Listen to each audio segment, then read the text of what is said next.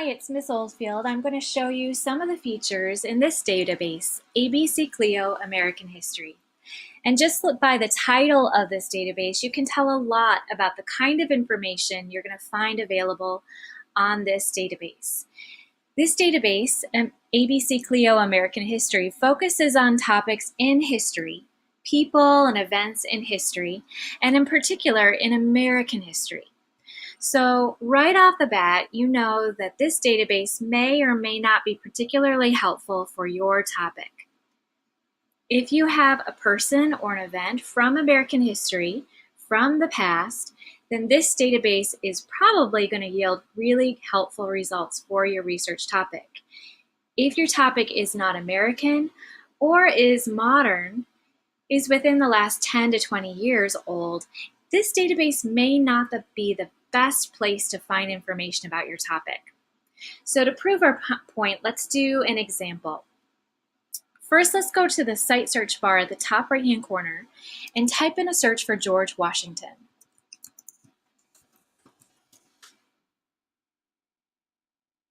Here's the search results page for George Washington. And the tab right at the top will show you how many articles or pieces of information there are about George Washington. There are 830. That's a lot of search results for George Washington. And it makes sense that we would find a lot of information about George Washington in ABC-CLIO American History because, after all, George Washington was the first president of the United States of America. Now, 830 pieces of information is a lot to wade through, so we're going to talk about how we can filter our search down to find fewer pieces of information, the most relevant and helpful pieces of information. And we'll do that by using the filter search right over here on the left. But before we do that, I want to go back to our point about topics that are going to be most helpful if you search ABC-CLIO American History for, and which ones won't be. If we do a modern topic from American history like Oprah Winfrey, let's see what we find. So we'll go up to the site search at the top right-hand corner again, and we'll type our search term Oprah Winfrey. All right, here's our search results page, and it looks like there are 11 pieces of information about Oprah Winfrey, which at first sounds pretty good, but I want you to examine these search results with me a little bit more closely. The first article, the title is Oprah Winfrey, which sounds promising, like there's probably a lot of helpful information in that article. But look down below. Articles 2, 3, and 4 are about other people. It's likely that Oprah Winfrey is referenced in these other articles, but there's probably not a lot of information about Oprah in Articles 2, 3, and 4. Nothing compared like our search for George Washington. So, a topic that is modern from American history, probably you won't find as much information about it on this database as other databases. Now let's go back to our search for George Washington and talk about how to use that filter on the left. So we'll do our search again, George Washington.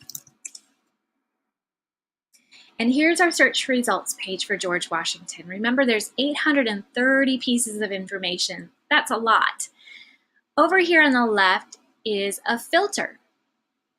And you can filter your results by time period, by general resources including reference articles, biographies, timelines, facts and figures, and glossary terms. Another category is media, photos and illustrations, political cartoons, posters and document images, maps, and visuals. There's also a category for documents. This includes speeches, political, government, and court documents, cultural documents, letters and narratives, newspapers and magazines, and quotations. So there are a lot of ways to filter our search. And for this particular example, we're going to narrow our search by reference articles. And let's say for my project, I want to make sure I have some photos or illustrations, some primary sources. Now I'm going to go up to the top and click on the blue filter button. And you can see that now I have 245 pieces of information, quite a bit fewer than before, but there's still a lot there to wade through. One thing I want to point out to you is this piece right up here, sort results by relevance. The default setting is to sort by relevance. So hopefully at the top you'll find the most relevant pieces of information, and as you go from one page to another, you'll find less relevant information. So let's go back to page 1.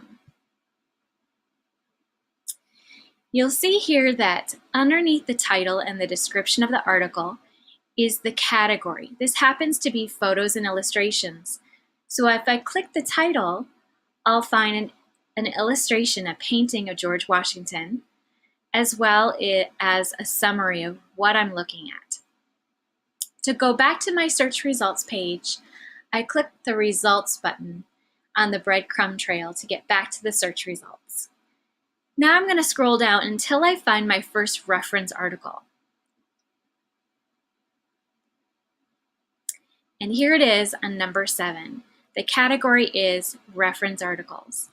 So when I click on George Washington, Founding Father, I'll be able to see the article itself.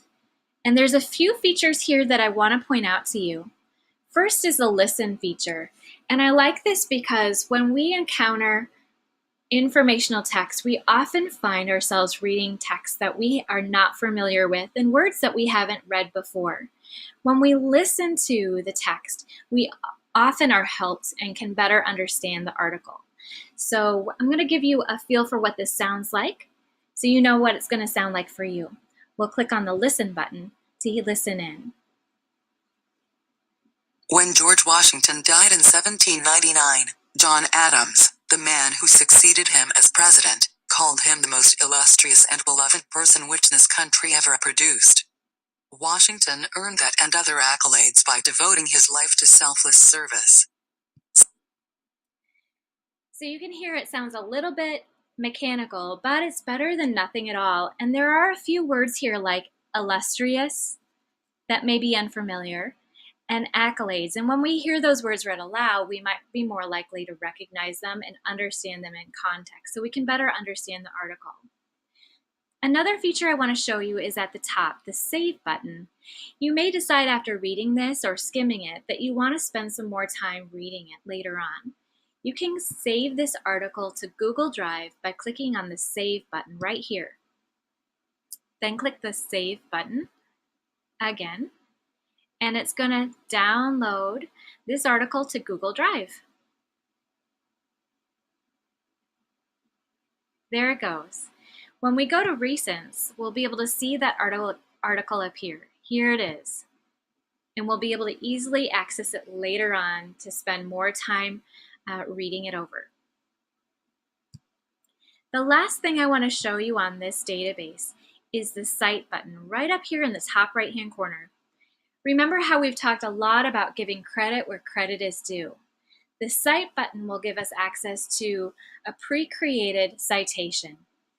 And there are a few different styles for the citation: APA, Chicago, and MLA. Do you remember what Bloomington Public Schools uses?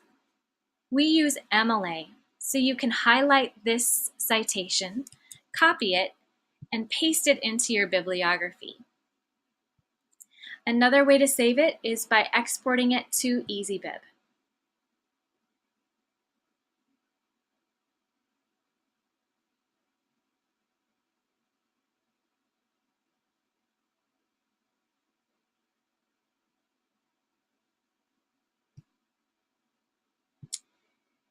So now it's your turn to try ABC-CLIO American History.